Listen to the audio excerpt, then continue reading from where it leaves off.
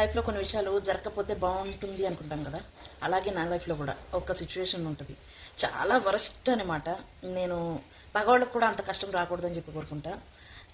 నా లైఫ్లో ఆ ఇన్సిడెంట్ జరగకపోతే బాగుండేది అని చెప్పి నేను ప్రతిరోజు ఫీల్ అవుతా. ప్రతిరోజు ఆ విషయం తలుచుకొని ఏడుస్తుంటా. అదేంటో ఈరోజు చెప్తా, మీరు ఖచ్చితంగా వీడియో చూడండి. మా బాబుకి డాగ్స్ అంటే చాలా ఇష్టం. ఈవెన్ స్ట్రీట్ డాగ్స్తో కూడా వాడు ఆడుతూ ఉండేవాడు. వాడు స్కూల్కి వెళ్ళేటప్పుడు ఒక 1 or 2 డాగ్స్ వాడి స్కూల్ వరకు వెళ్ళి డ్రాప్ చేసి వచ్చినట్టు వచ్చేటి అనమాట. అంటే వాకబుల్ డిస్టెన్స్లోనే స్కూల్ ఉండేది. సో వాడు అడిగాడు, అమ్మ నాకు ఒక పెట్ డాగ్ కావాలి అని.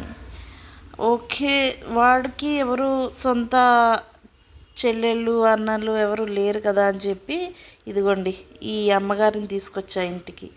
బుజ్జి పగ్. ఇది నా లైఫ్లో చెలరేగిన తుఫాను. దీనివల్ల చిన్నది కాదు, చాలా పెద్దది. ఈవెన్ నేను ఈ రోజుకు కూడా ఆ సిచ్యువేషన్ తలుచుకుంటే మనిషిని కాలేను. చాలా 1 week ఉండింది అంతే. వన్ ఆఫ్ ద ఫ్రెండ్ నాకు ప్రజెంట్ చేశారు. ఇది తీసుకొచ్చి 1 week ఉండింది. 1 week తర్వాత ఉండలేకపోయింది. 2-3 days యాక్టివ్గా ఉండింది, ఆడింది, దగ్గరకు వచ్చేది. 4th day నుంచి కొంచెం డల్ అయింది.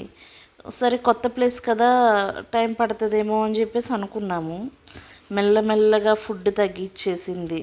అసలు ఈవెన్ మజ్జిగ అలాంటిది కూడా తాగేది కాదు. మెల్లమెల్లగా ఆర్గాన్స్ 1 by 1 ఫెయిల్ అయిపోవడం స్టార్ట్ అయినాయి. వితిన్ 1 weekలోనే నన్ను వదిలేసి వెళ్ళిపోయింది.